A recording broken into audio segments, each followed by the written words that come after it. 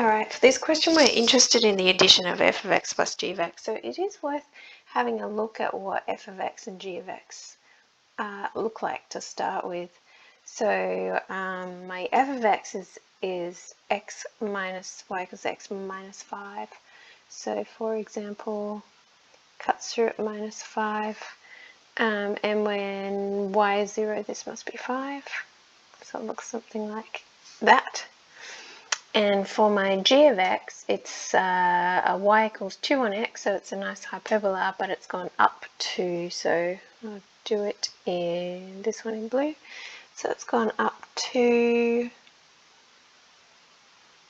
So let's make that a 2. And it's a 2 on x, so it's going to look like this here. Alright, where is it going to cross? So when y is 0, that x value is going to be a negative 1 in order for y or g of x to be 0.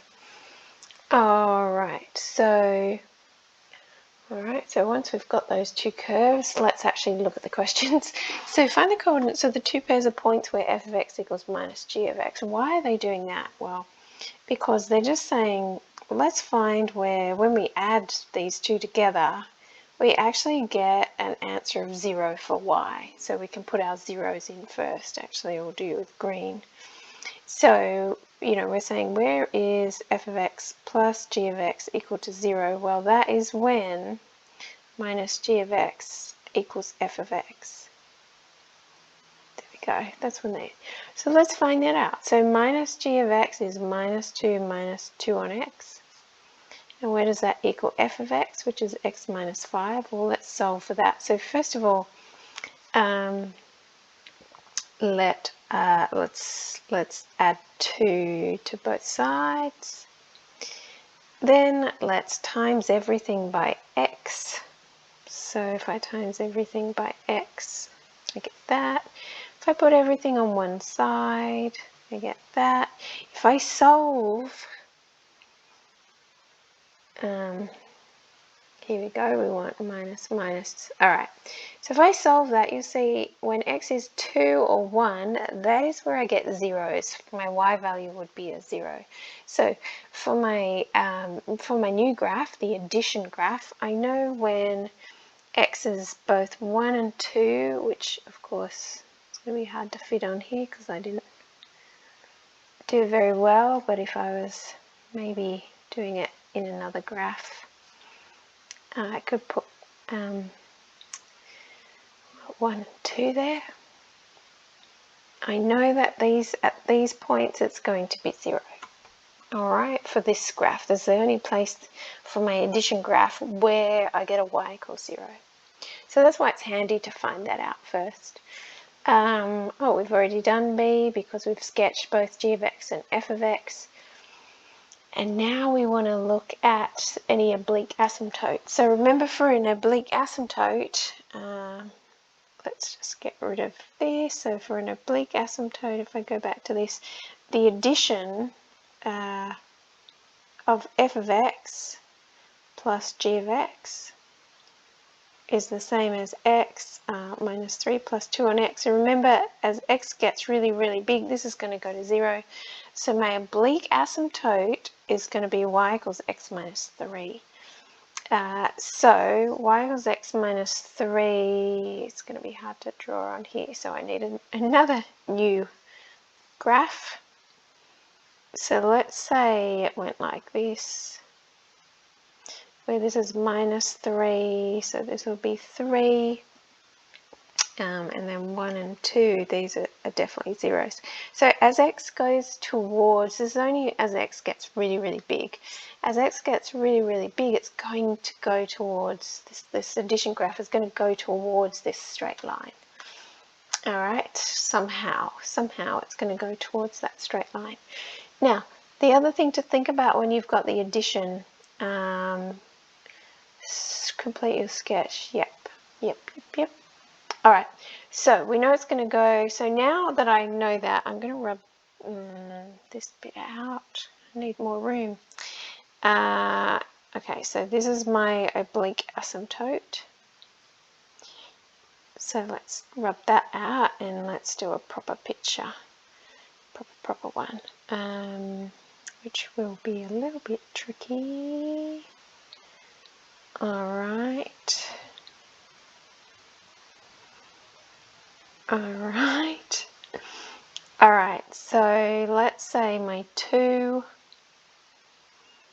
is here.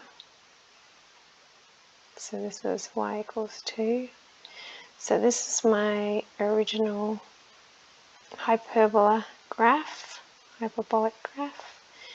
Let's say this is -1. And if that's the case, let's say this is 1 and this is 2. So remember, 1 and 2, we have zeros on our addition graph, so they're definitely points on our graph. And then, well, let's say that's 5. Okay, did I make that 2? So 2, 4, so 5, -5 is about here. So this was my straight line graph. And then I've got my oblique asymptote, which I did in blue, which went through 3 and -3. I said that's about 3 and -3. So here's my oblique asymptote. Oops, that was really bad as well. Alright, so kind of putting all that information on, I go to green because green is my f of x plus g of x. So remembering, and of course I didn't put them in. So I think this was -3 and this is +3. This is 1 and 2. This was -5 and +5 up here. Alright, so remember it's just the addition. So if you think also of at different points, you can actually just add the ordinates. So for example, at this point here, I know it's actually there, so actually I won't use that point. But if I go a little bit to the left of x equals 1, I've got about the negative, I'll do it in blue, I've got negative, I don't know, something close to -3, but if I go up, it's really, really high, right? Because that's gone up really, really quickly. So I know that this curve's going to win somewhere. It will be brought down a little bit because I'm adding a negative. So say it was here, it's now going to be brought down a little bit, but it's going to be about there. So it is going to go up, and at any point where one of my original curves is 0, for example, here it's 0, then if I add 0 to my other curve, it's going to be exactly on that other curve. So it's going to look like that. So really, even just from that, you can see that the curve is going to go like something like this, and then it's going to get closer and closer and closer to, remember this was which was our asymptote? I think this was, yes, our asymptote here, to our oblique asymptote. So that part's fine. If we look on the other side, so we remember we've got this coming down here and our other curve, that dotted line. Sorry, I did not very good colours, did I? Why don't I put this asymptote in? So here's my asymptote. So what's going to happen here? Well, if we have negatives and negatives and we're adding them together, we're going to get more negative. So you can imagine that for places like here where this is negative and I'm adding it to more negative, then that's going to be even more negative. You can also think of, again, any zeros. So here, this curve's 0. So if I go down to my other curve, 0 plus negative whatever that is that exact point. So it's going to be there. And also I'm going towards that that oblique asymptote. So you can see it's going to look something like this. It's going to have two curves like that. Alright, hope that helped.